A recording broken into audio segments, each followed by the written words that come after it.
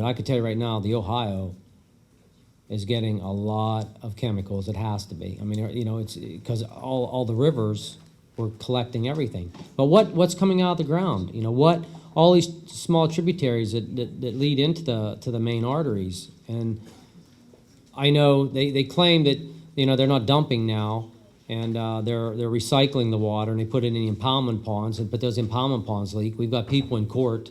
There's litigation going over that big time. So there is a lot of research. That's what needs to be done, and that's what they don't want. They don't want research. There was a story that came out just a couple weeks ago, and I sent it out, I think, down here. A doctor, an MD, who was fishing the Susquehanna for 30 years. Or he was a doctor for 30 years. Well, anyway, I know the story was that he was fishing in Susquehanna, and the Susquehanna was pretty much known for smallmouth. And there's a place called Sunbury where they have a plant where they're dumping and treating the water. Well, you can't take all the chemicals out if you don't even know what's in it, if it's proprietary. And we don't know what's all in it. Well, now that he's fishing, he said the fish down there have black spots on them, and he said it looks like melanoma. It's some type of cancer. And there was an article about this. So I guess they're investigating that now. Now, is it cancer? I don't know. But all I do know is what I've seen with a lot of animals already and people, we got issues. Well, Dunkard Creek, excuse me one sec. Dunkard Creek, they killed 43 miles of Dunkard Creek in Greene County in West Virginia, where it meandered back and forth. And 161 species died. But now they're coming back. But it was a mess. There was a number of things happening. There was a guy that's probably, I don't know if he's going to go to jail or not. I think that's still going on as far as the litigation. But he was dumping illegally. He was just dumping it on the road or in the fields. You know, his guys taking it back to his shop, I was told. Well, I think it was in a paper. It was in an article that I read. I mean, it's just crazy things like this.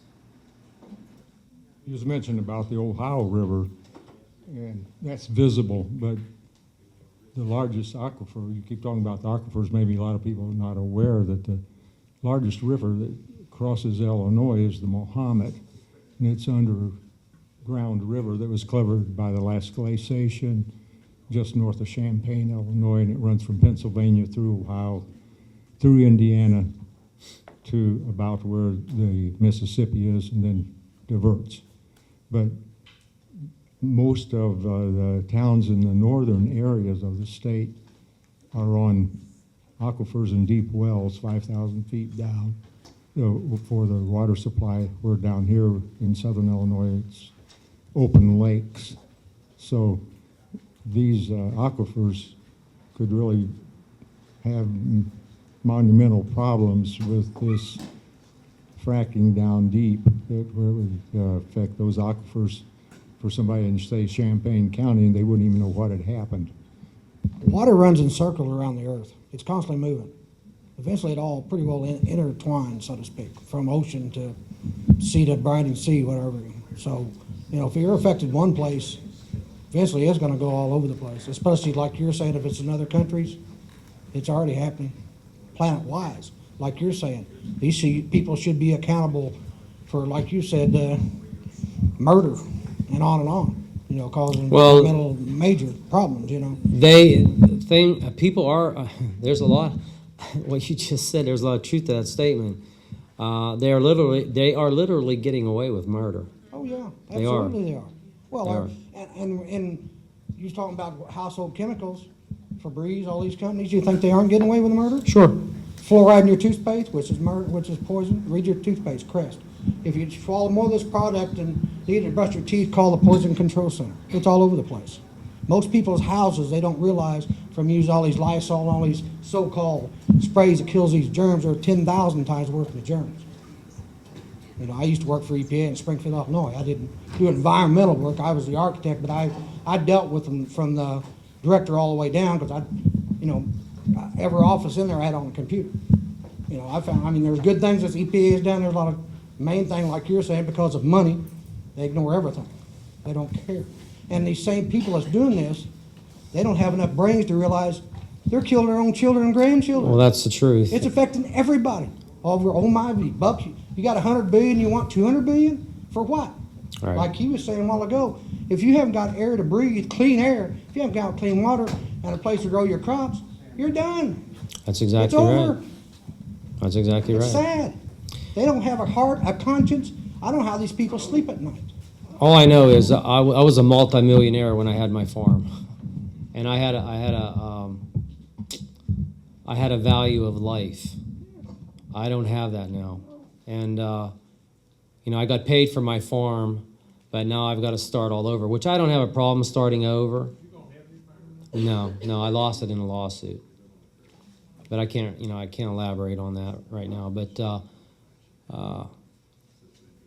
you know, what breaks my heart a lot, my kids, I got married late in life because I was a workaholic. All I did was work. I don't drink, I don't do drugs, I work.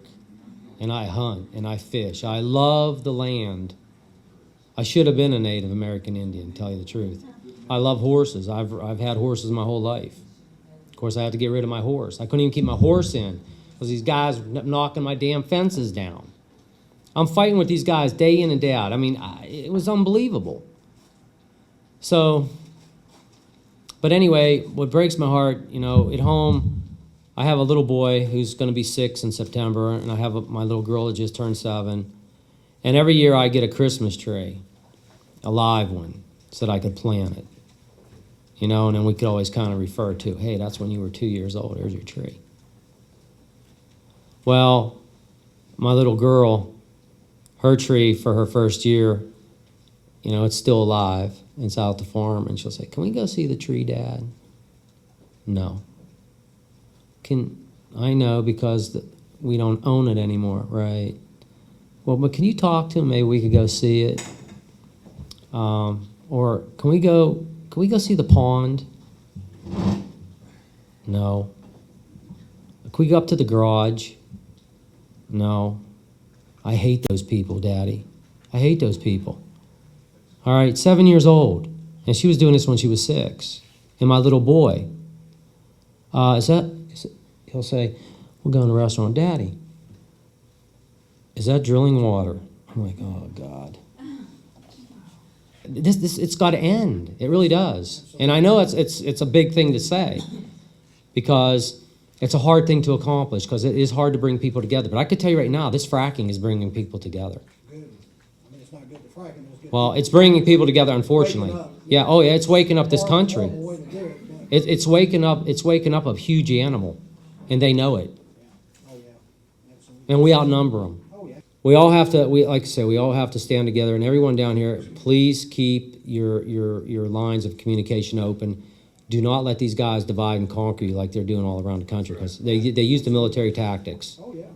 So that is the truth. And I picked up on that pretty darn quick when I was dealing with these guys. Probably about a year and a half, it took me to figure out what the heck was going on. And it's real important for people to hear this. Can you tell us a little bit more about that? Some of these guys, like the one individual, they would go to all the township meetings for the company up there, the Range Resources. His background was PSYOPs in the military, psychological operations. He knew nothing about drilling.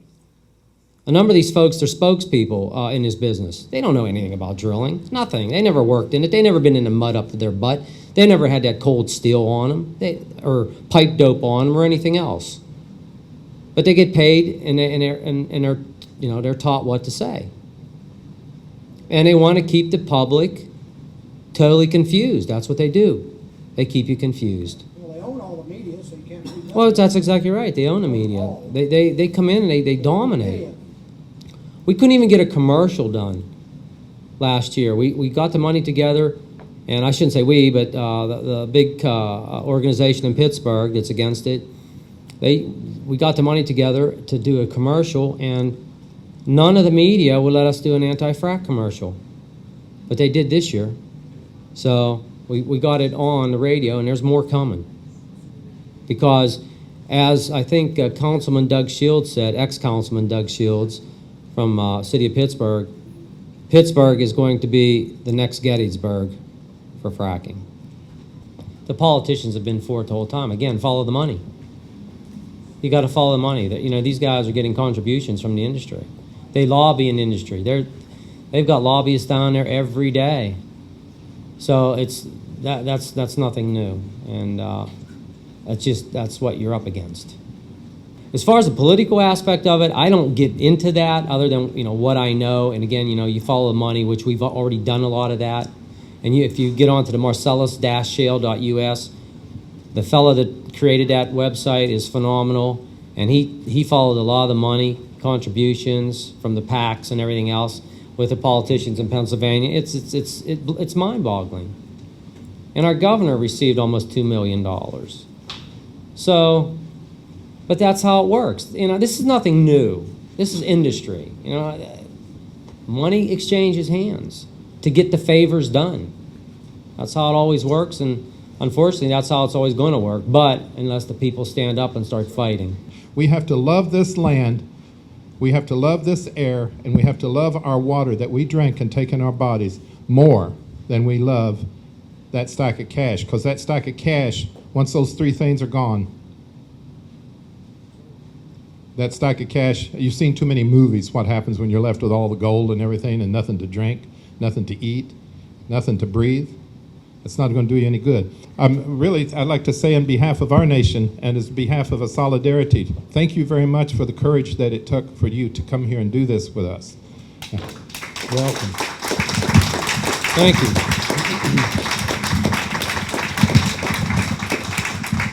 Well, there's one thing every day that I think of. I am a tenacious person. I don't back down. I didn't get to where I got in my life by backing down. And if God brought me to it, God will get me through it. And that's what I believe in every day. And every Sunday I go to church, I know the good Lord's going to get me through this. And I know that I've been able to educate a lot of people. And that's the main reason why I do what I do.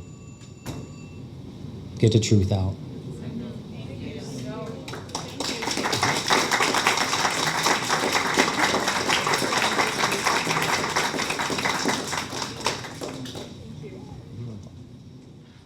Thank you, everyone. Thank you again, Ron and Terry.